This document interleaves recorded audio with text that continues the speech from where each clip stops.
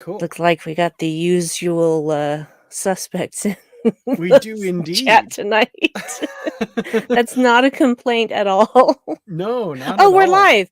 Oh, we're live. Okay, Oh, I hi. thought you realized. No. No, I That's did funny. not. Well, welcome to the usual suspects in the chat and everyone else watching, and to everyone watching this later. Thank you so much. We're the Unready Room. I'm Dan Gunther. With me, of course, is Brandi Jackola. Brandi, how are you doing today? I am well. I got a full night's sleep for the first time in like 2 weeks, and so I'm just like, I can do anything. Ah, excellent, excellent. Yeah, I'm not there. I'm very tired, but that's okay. I'm here to talk about Prodigy, and I'll push through, and it's going to be great. So, We're gonna have a last time great we're time. absolutely, and last time we're going to be talking about Prodigy at least like this for a while. So we'll have to make the most of it for sure. Um, yeah. So I'm curious about this one because did you eventually get a screener for this episode? And how Yes. far ahead of like the air date did you get it? 3 days. Okay. Got it on Monday. And when I realized I had it, I went running into Dave and said, Prodigy, Prodigy. He's like, okay, let's watch it. So yeah, that's what we did. Excellent. Yeah. I watched it on Thursday along with most everyone else, but Yeah. yeah, very highly anticipated. I was really excited to get to watch this one because we have a mid-season finale. Not quite a season one finale. It's season one's now 20 episodes, so it's a mid-season finale with the rest of season one coming sometime in the fall. Don't know exactly when that's going to be yet though. So yeah. I'm gonna say probably early October. Oh, birthday That's my present to guess. me. There Excellent. you go. I'm getting Strange New Worlds. You're getting more Prodigy. It works out great. So Perfect. that's what should happen. I've said it. So shall it be done. Here, here. That's one thing with year-round Star Trek, which is their goal. You know, like we're all going to have birthday presents. You know, in the Yes. form of Star Trek. So yeah. Yes. Yeah. Yeah, so we're talking about season 1 episode 10, A Moral Star part 2, the resolution to the first part that we got last week, and the resolution of a lot of plot points that in ways that was actually surprising to me how much it kind of wrapped up this first kind of storyline we've been getting. So yeah, we'll jump right into it, I guess. We start out on Tars Lamora. Dal and the crew have been stranded there, but you know they have their plan. They know what they're doing, and the Diviner, Dreadnock, and Gwen, along with the supposedly evil hologram Janeway, are all aboard the Protostar. So yeah, what were your? I'm curious. I've never really asked this before. What were your like hopes going into this one? What were you like? Ooh, I hope we see this before you saw it, if I anything. I didn't really I try not to have expectations. I really, really wanted Janeway to be faking, and I got my wish. And so Yes. that wasn't really a big surprise. There was one aspect of it that I had started thinking about that week, and Dave had actually mentioned it beforehand as well, that came to fruition.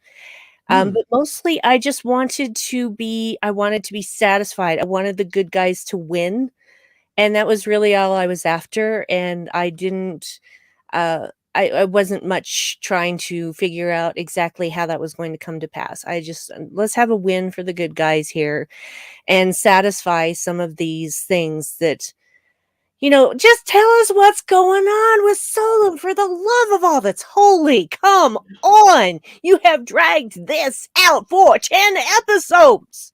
Yeah, well, we get a lot of explanation of what's going on there, which was one of my like I wouldn't say my favorite part of the episode, but it was something that I went back to and kind of watched that scene over and over again just to kind of Mhm. really pick the details out and stuff. So that was interesting to get some more of that backstory on the diviner. So of course, spoiler alert, we always spoil the episodes, but turns out he's from the future. He's from after the destruction of his homeworld, basically, which he blames Starfleet for, and he's come back to before their first contact, because, as he says, Starfleet lit the fire and left us to burn. So he's going to prevent that, supposedly. That's cute. That's so cute. Because now he knows they're not alone in the universe. You think nobody else is gonna come by? Really? You think that this is gonna be prevented because you get rid of Starfleet? Do you not understand how time works? And here's the whole thing. They obviously already had people on the planet who had an inkling of Starfleet ideals and the Federation ideals. Otherwise, they wouldn't have been so happy with, wanting to join the Federation. They wouldn't have been on board with that at all. So there wasn't harmony on that planet. There was basically a Nazi regime controlling the planet. That's what was actually going on there. And the Nazis basically are the ones who sent back someone in time not to kill baby Hitler, but instead to destroy all of Starfleet. Like, that's gonna somehow make them still, secure in their knowledge that they were the supreme beings. Nazis, I'm telling you. Whew. I tell you. Yeah, absolutely. So interesting insights into the Diviner and his whole thing. I definitely had shades of Nero, coming back. He didn't choose to go back in time, but he's taking out his vendetta, and there's it's not just to prevent what's going to happen here. He's obviously seeking revenge and all that stuff. But also, I wanted to say, kind of reminded me a little bit of the Xindi arc and the whole, the humans are going to cause the destruction of our planet sometime in the future, so we have to destroy them now. So the sphere builders, I guess, would kind of be the Diviner influencing the past stuff. So I was like, and I'd never made that connection between the sphere builders and the Nero story before, and this one kind of bridged those two for me, and I was like, oh, that's very similar. I never picked up on that before. Yeah, and the whole thing with a thought that I just had, and then it's gone from my brain because I started thinking about Nero again. Sorry, it's gone. Well, the thing is that looking back at the rest of the series, they give us these clues, like how the Diviner talks about how they're the last two left, and then still talks about saving his people. And so that was incongruent to me for some time. And it was Dave who first thought maybe this is a time travel thing. Yeah. So, and I thought, yeah, I think you have something there. And so my thought was that they were going to use the Protostar to somehow travel back in time, but I didn't realize he'd already done that. And so that was the big reveal for me, is he'd already done that. And now he was going to fix the future. Yeah. Sorry. I like that too. Like, that was a surprise as well to me. Like, when he loads it up and we see Solum, and he says, "This is Solum as it exists now." And I was like, wait, what? Yep. I was confused too. I think that was a really good way to go about it, because they've given us these little clues and we think we know what's going on, but then they pull out the rug up from under us, and I'm not complaining about that at all. I love to be surprised. So yeah, they did surprise me with that, and I appreciate it. Yeah, me too. And I love that, like, planting of the breadcrumbs that, if you put them together the right way, you'd get the right answer. But until you have all the facts, it doesn't quite coalesce until you realize what's really going on. And in a similar way, I really liked how basically every episode of the season so far has had an element in it, or introduced something to us that pays off in this final episode. So, things like Zero being used to torture the people of Tars Lamora, which of course we knew because we know he's a Medusan and we know that history, but somebody watching this show for the first time, they get that little piece of information. How the holodeck works, even that was just leading to what happens here. And there was one other one that was really prominent, and it's just escaped my addled brain at the moment, but there's a bunch of those. Problem. Yeah. Yeah. But yeah, and this wasn't the one I was thinking of, but Rock Talk's newfound abilities or newly nurtured abilities and that sort of thing coming into play big time in this episode as well. I love these little pieces that are nice parts of the episode we're watching, but are also building blocks for this completed story, or sort of completed story. We're still more to come, but you know what I mean. Yeah. Oh yeah. No. Yeah.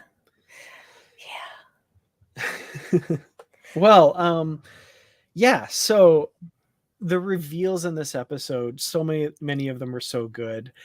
One of my favorites is the revelation of the fact that Janeway hasn't been corrupted, and that Yes. that was the other one, sorry. I definitely think that the fact that Dreadnock was able to delete Janeway, and them being able to just barely be able to bring her back, was what led Gwen to do the upgrades that led to this outcome in this episode too. I was like, oh, that's clever. I really like that. Yes, indeed. Just so many things, and it's worth binging like the whole series again. The whole half of the series, as half of the season. There we go. Just to see all those things sequentially and have them fresh in your mind when you're watching the next episode.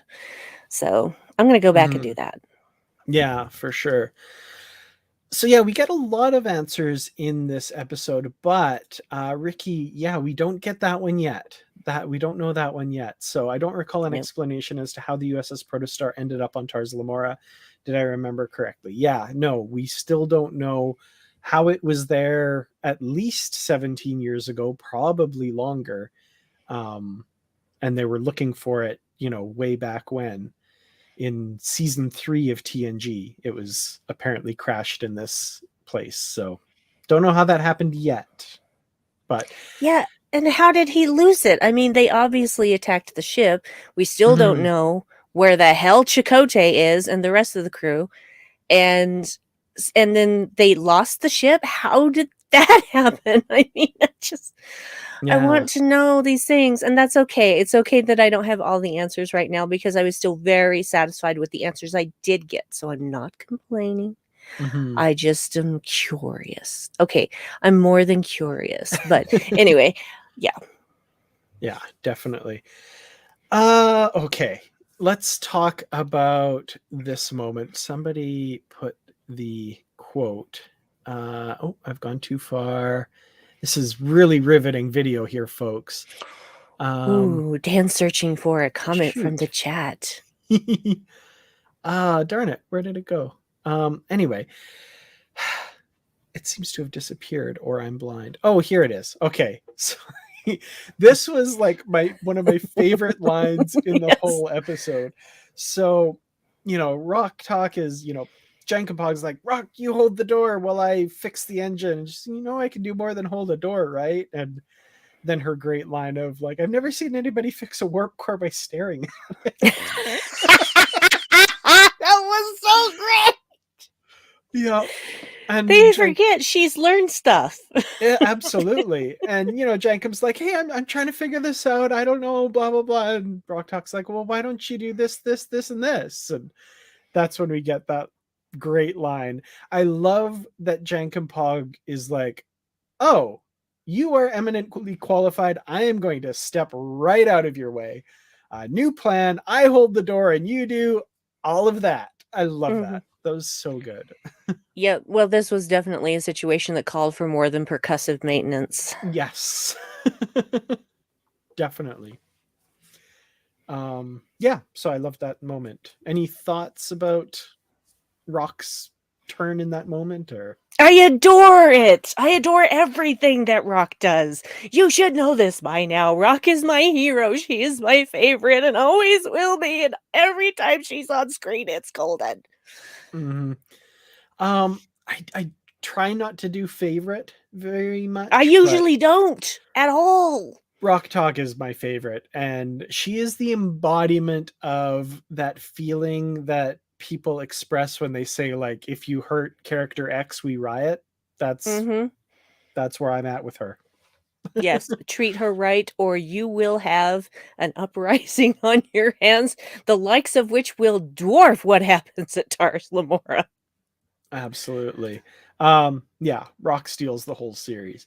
That It's said, there are some impressive turns by other characters too that I oh, want to get to, because absolutely. yeah. Joaquin, yeah, that was a point I wanted to make too. The recording that we've seen a few times, Chakotay mentions an anomaly, like we're approaching an anomaly or something like that, and we're being boarded. So yeah, there's some timey-wimey shenanigans going on with that, I think. It sounds like. So Well, it yeah. could be the point. It could be the anomaly could be the diviner showing up in the past for all we know. Yeah, absolutely. Could be something like that for sure. Um Rock is a damn gem. Maybe Yes. literally, actually. Yeah. If you compress her with enough heat, she would turn into a diamond. Oh, I yeah. love her. No, so great. Yes, we do know Rock Talk species. Apparently, she is a Brykar or a Brickar, depending on how you pronounce it, because it's from the novels. So I've only ever read it. I'm not sure how to pronounce it, but the Brickars were a creation of Peter David for the Starfleet Academy young adult novels, and then moved over into his New Frontier novel series. And David Mack, who's a consultant for the show and also a novelist, a Star Trek novelist, suggested that species for Rock Talk. So that's pretty cool. Getting the novel stuff into the canon. I appreciate that. Yep. Yeah, I appreciate that too, especially with races. Because with the medium of animation, you can do stuff that you would find it very difficult to do in live action. It would just take too much or not be possible, even with visual effects. But with animation, if you can visualize it, if you can draw it, you can make that part of the series. So Mm-hmm. they have a lot more freedom to take a lot of these things from the novels that we've never seen on screen and bring them to us, like Yeah, Rock. absolutely. Let's see. I don't want to jump to the end yet because there's so much in this episode that is so good. Um so okay, let's talk about the Cation and Yes.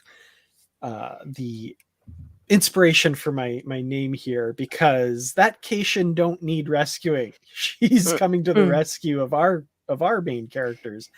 That was awesome. So first of all, using the ankle monitors, the manacles, as universal translators, that was pretty cool. I liked that.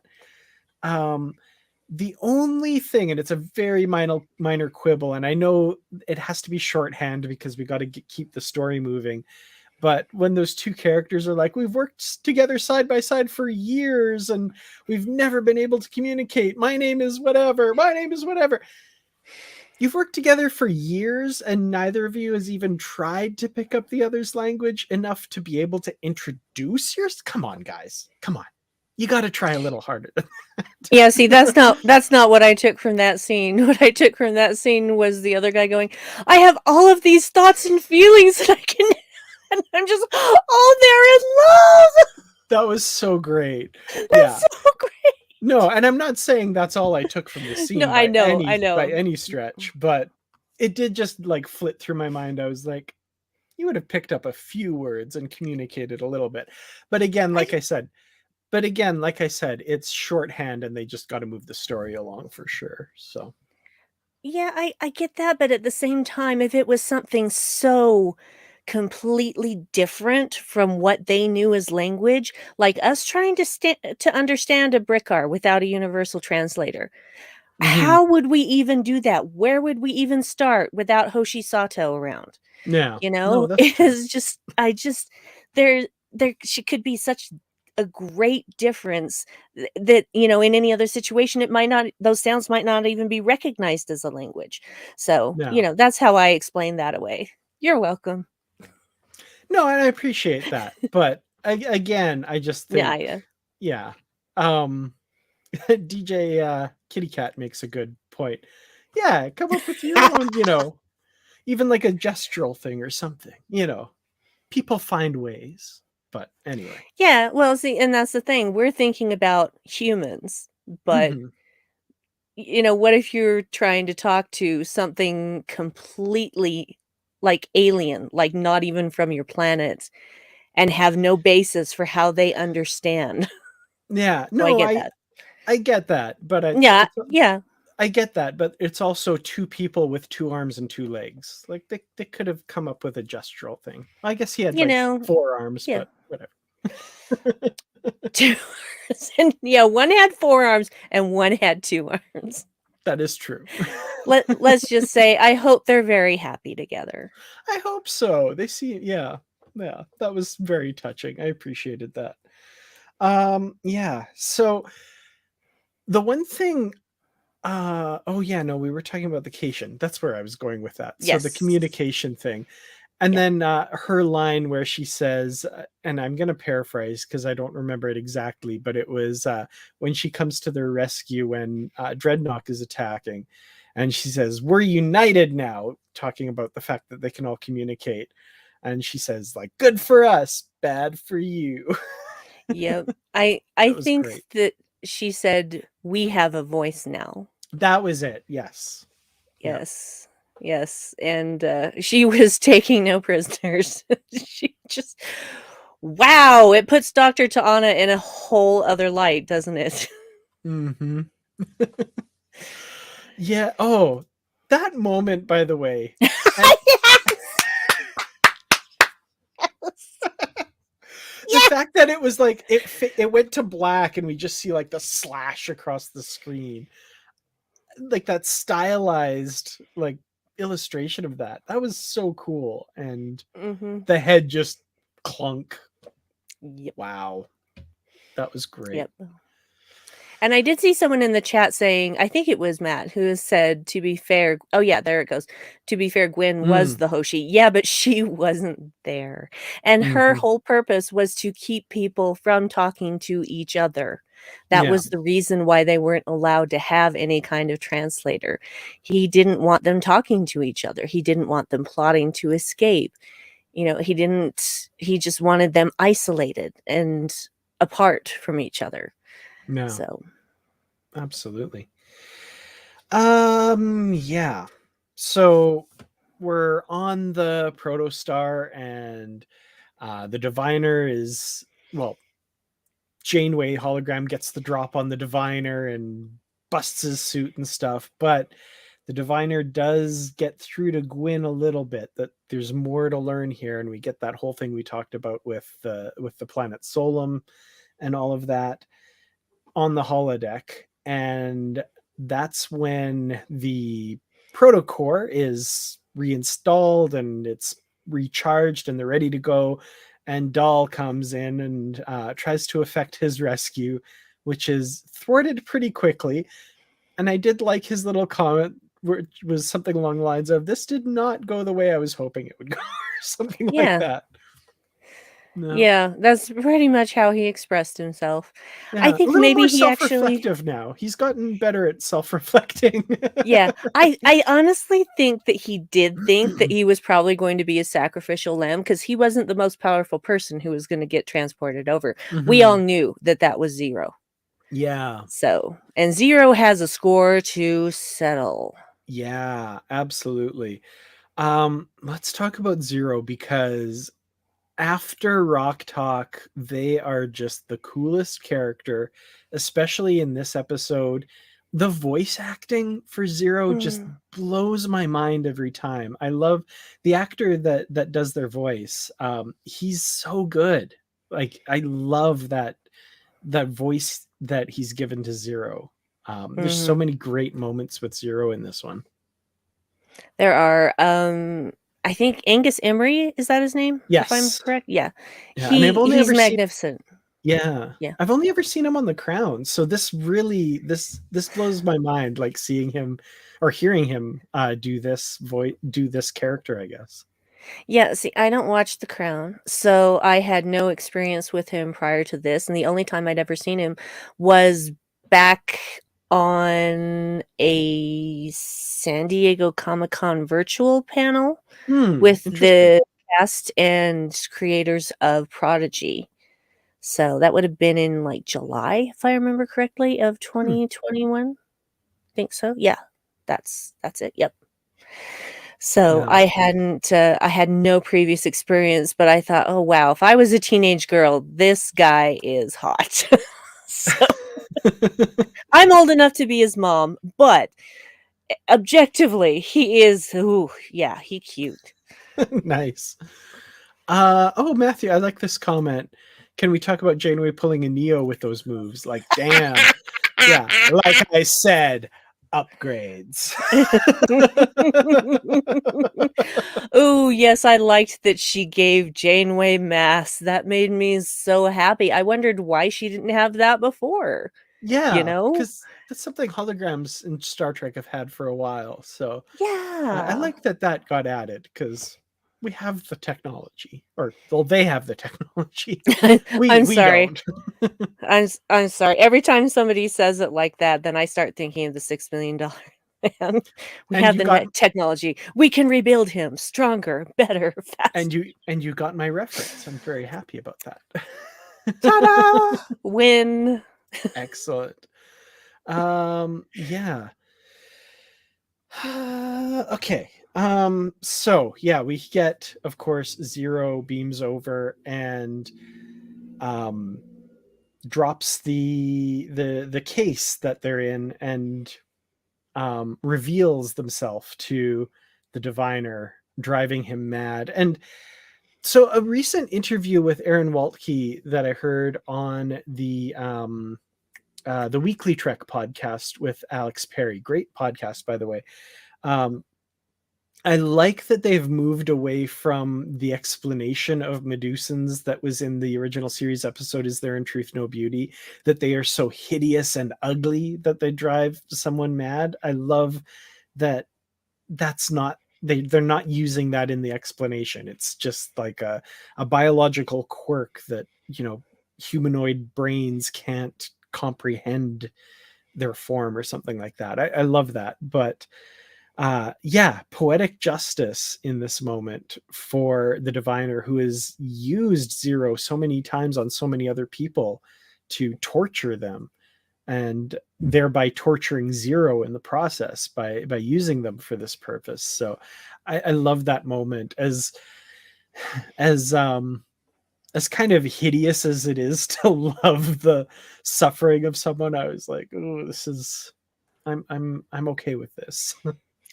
Yeah, I was too. I was like, he's a Nazi. He's getting his just desserts. He plans to exterminate millions to save his own flawed planet, which really isn't going to save it because something else is going to happen. Obviously, you guys were heading towards civil war anyway. You just want to believe that you weren't, but you were. So, yeah, and my husband Dave, he we were seeing a lot of Babylon 5 references in this episode, but especially with Zero and the Vorlons and why they wear those protective suits. Yeah, I can So, see that. yeah. That's So, cool. but yeah, I loved that. I loved that Zero. I loved how mad they got. Oh, they were upset. You will not hurt my friends.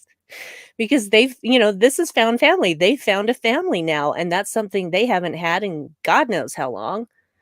Any of them, really. So the thought of any of them being hurt when they could stop it. Oh, he was not going to let that happen.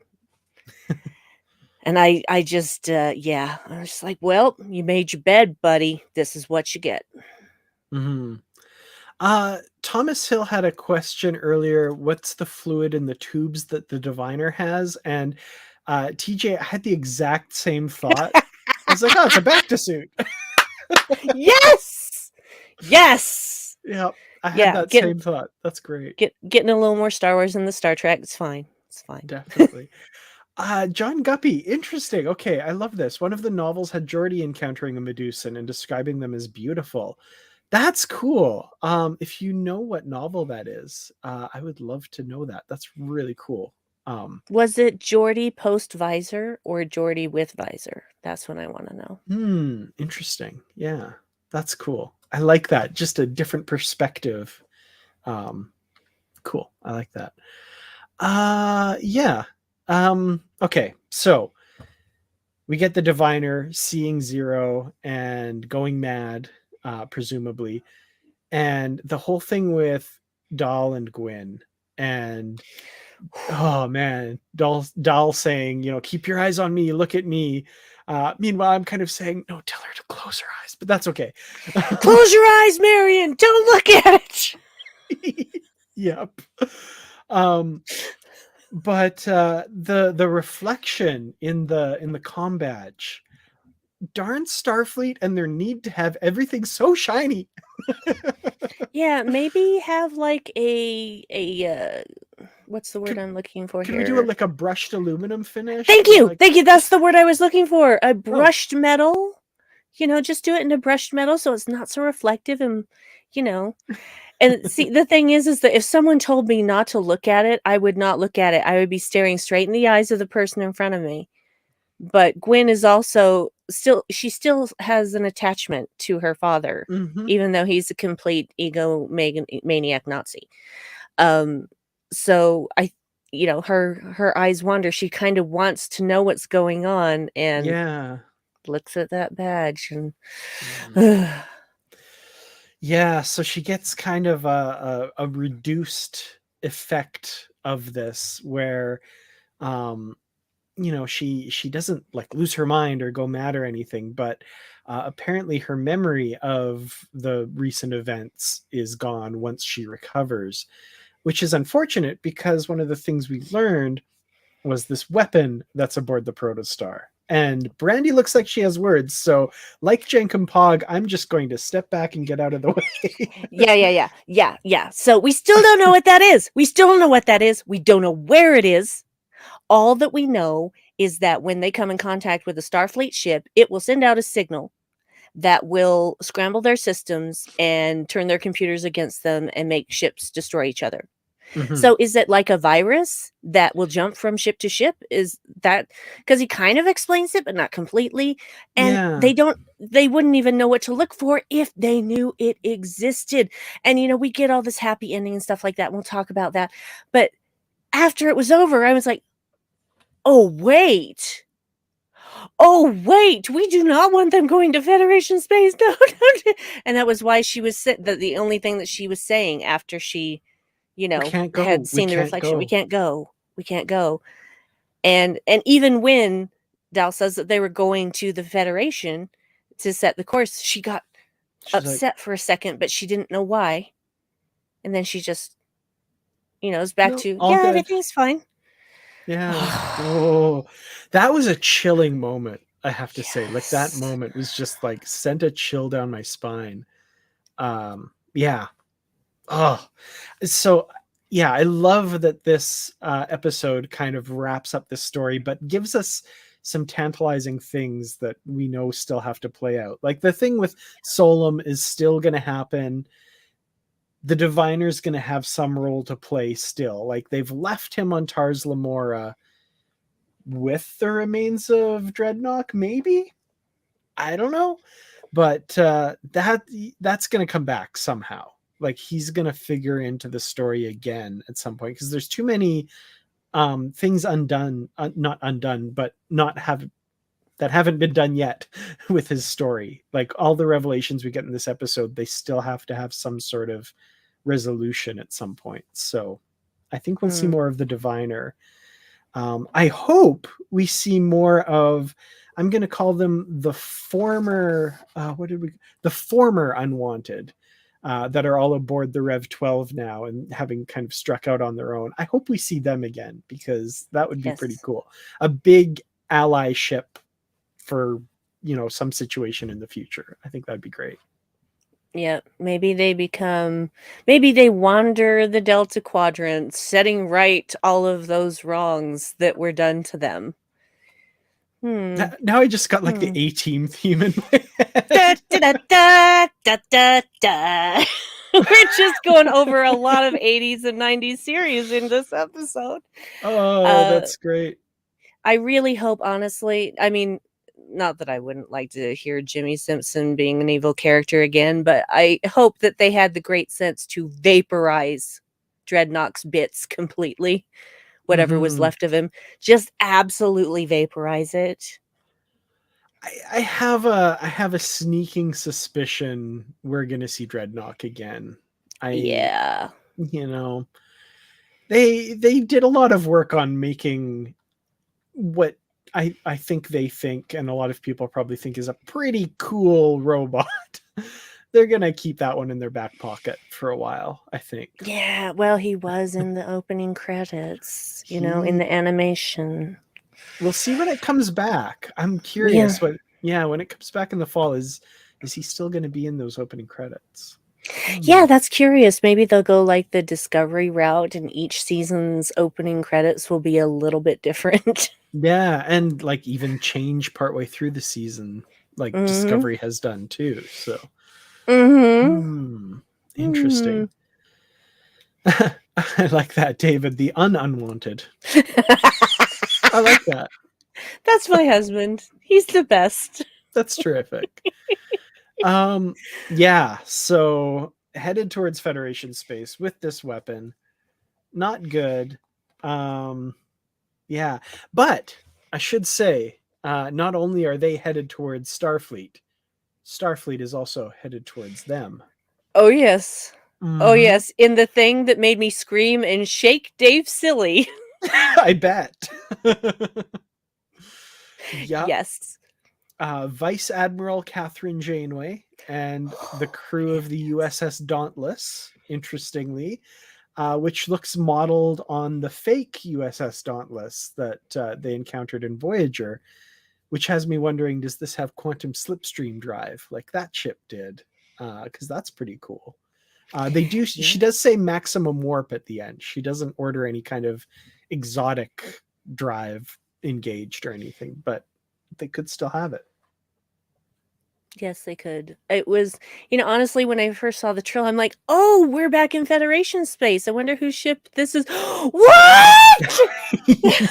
Just not expecting it. Not expecting it. So happy to have it.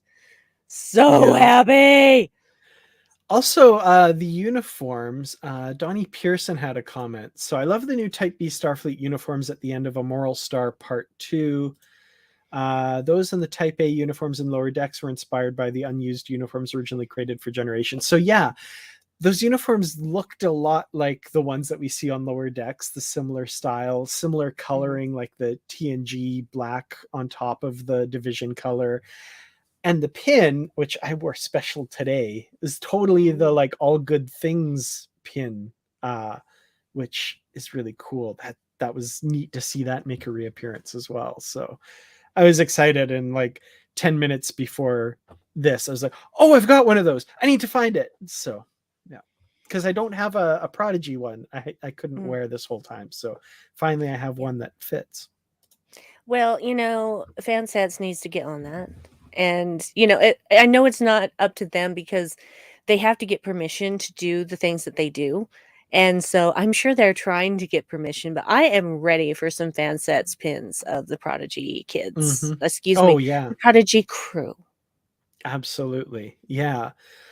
I more than anything, I do want that comm badge. I love that design, that kind of I would say almost minimalist Starfleet design. Like it's beautiful. I really like it. And Patrick, yes. I'm coming, Chakotay. With that, every JCer in the world over collectively screamed and passed out. I didn't pass out, but I screamed. Yes. Yes, Oh, I there was love that. crying. There was crying during this episode. Yes, old school metal Prodigy lunchbox and thermos. Yes, please. That would be cool. Yeah, that would be great. Yeah, so it's gonna be a long wait till the fall. But we're gonna be distracted with other we're gonna stuff. be exactly. They're so smart. There's only three. Smart. There's only 3, possibly 4 other series that are going to air before then. So, you know. Mm-hmm. Well, we're going to finish Discovery, have season 2 of Picard, have season 1 of Strange New Worlds, season 3 of Lower Decks. Mm-hmm. And then there's going to be more Prodigy after that, which is thinking in my mind as far as the calendar. And I know that they didn't release the whole schedule, but I really feel like it's going to be late September, early October when we get more Prodigy. That makes sense. Yeah. Spoiled silly. That is just the best way to put that. We are going to be spoiled silly with Star Trek we've already been spoiled silly with Star Trek this year, and there's just more to come. So it's only February, man. Yeah. It's an embarrassment of riches where Star Trek is concerned, and I am here for all of it. It's better than an embarrassment of duplers, but yes, no. Now we know how to handle those. So if we ever come across a dupler, we know what to do. Thank you, Lower Decks. Yeah, absolutely. Okay, a little side tangent. So are the rumors about Starfleet Academy legit? The fact that they're making a series of Starfleet Academy, yes, that is legit. Alex Kurtzman has mentioned it, starring Mary Wiseman. We have no idea if if that'll have anything to do with Starfleet Academy series or not. So yes, there's a Starfleet Academy series in development at some stage. No idea if Mary Wiseman has any part in that or not. So no idea what time period it's in. No clue. There's been I don't think there's even been any like leaks or anything like that people have tried to pass off as legitimate news. So no idea. Yeah. So it's half yes. Yeah. So, okay, let's give our final thoughts and a rating for A Moral Star Part 2 and maybe the first 10 episodes of Star Trek Prodigy, I guess, because we're kind of at the end of that. This was great. This gave me the things that I needed most, even though it left some mysteries open, and I'm fine with that because it gave me enough resolution to be satisfied. The entire season, we've been through a lot since the nice. We've been through a lot since the beginning of the season, and we've seen a lot of growth in all of the characters. Well, except for maybe Jankum. Jankum is pretty much the same as he was before, which is fine. It's just, Jankum is Jankum, and that's fine. And we all love Jason Mantzoukas, and no one's going to complain about that. So overall, and for this episode, let's see, I have a separate episode for the rating for the episode. So I rate this episode 1 extremely hopeful Janeway Chakotay shipper. I like it. And for the entire season, 1 don't mess with this Cation. That's a good one. Yeah. Yeah, very similar Patrick's rating there. Yeah, I was completely blown away by this episode. I just, the payoffs for all the little things peppered throughout the other 9 episodes, just wonderful.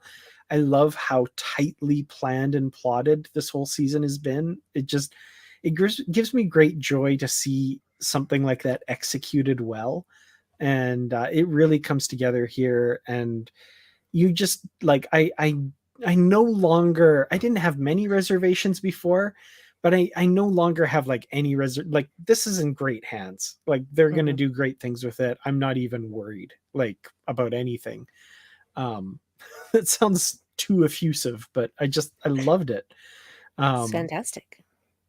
And as far as the series as a whole goes, like I give it 10 Protostar cores that are just awesome. Mhm. I don't know. My sleep addled brain, my sleep lacked brain, I guess, isn't working great tonight. But yeah, I just really enjoy it. So good. I have loved Oh, this. My coworker Chris, and I will remind everyone that she is in her 70s. She loved this final episode so much and has watched it multiple times. And after she had seen it, she sent me a text message going, "That was so good. I'm crying." And she doesn't cry a lot. She's not like me. She doesn't cry at the drop of a hat. And so for her to cry, it's something special. That's for dang sure. that's awesome. Yeah. I loved that comment from Aaron Waltke, who is saying that, they're not making this show for kids, they're not making it for adults, they're making it for everyone to watch, and People. Yeah. that's terrific. Right there with them. But we're done talking about Prodigy for a little while, which means next week we are back to spore drives and DMA and Jet Reno and Ruan Tarka and all kinds of shenanigans with the USS Discovery. So yeah, Star Trek Discovery returns next week. I don't think we have an episode title yet, at least not one that's been publicly released. But I know it. oh, let me I'm not see. telling. Let me just see if it's okay. Memory Alpha is still saying not yet announced, so we better not.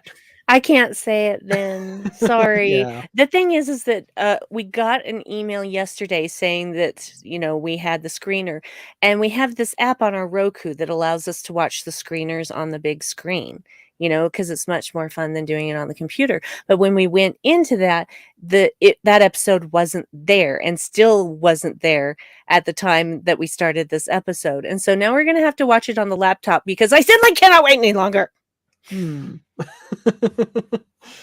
Yeah, well, I will be watching it On Thursday probably with on everybody else. Yeah, I know. no, But you I'll sadly be watching it on Friday on after everyone Friday. else because Crave doesn't get it until Friday evening, which What is the annoying. what? I know. They do air it on CTV Sci-Fi on Thursday evening, and then it's a full 24 hours after that that it goes on Crave. That wasn't the case with Prodigy, and I don't know if that's just because they're like, oh, it's a kids show, who cares, or if there's some sort of difference in the contract or something. But yeah, for whatever reason, Discovery doesn't show up on Crave till like a full 24 hours after it's aired on CTV Sci-Fi. So, and I don't That's pay for so cable anymore, so I Yeah, well, I don't relegated to either. streaming. Yeah. I'm the same way, and I still get everything that I want and need. And I'm so happy my beloved pizza cutter is back next week. I want it now. That's what we call it at our house. The pizza cutter. No. Lovingly. Lovingly. We love that ship. Don't get me wrong. We're not making fun of it. We love it. No, certainly not. Yeah. And now like the handles of the pizza cutter don't even actually like connect to the Yeah, it makes it actually a little bit harder to use. Just yeah. honestly, I don't know why they didn't make a Discovery designed pizza cutter. It's perfect. Absolutely. Yeah. Perfect. All right. So until we speak again about Discovery, where can people find you online? Oh, just follow me on Twitter, Brandywine12. That's the easiest place to find out all the things that I'm getting myself into. Awesome. You can follow me on Twitter at Kertrats. That's KERTRATS. And the Positively Trek podcast that I do with Bruce Gibson. Our new episode will be coming out on Tuesday, talking about this episode of Prodigy, and then talking about Discovery for a few weeks after that, and then Discovery and Picard together for a few weeks after that. So It's gonna be fun. whew, yeah, it's all part of Viacom CBS's plot to make podcasters go crazy. So Yes, that is exactly what they're doing. yeah, for sure. Well, thank you all so much for watching. We'll see you again next week with the adventures of Captain Burnham and the Discovery. So until then, live long and prosper, and be safe, be well, and we'll see you later.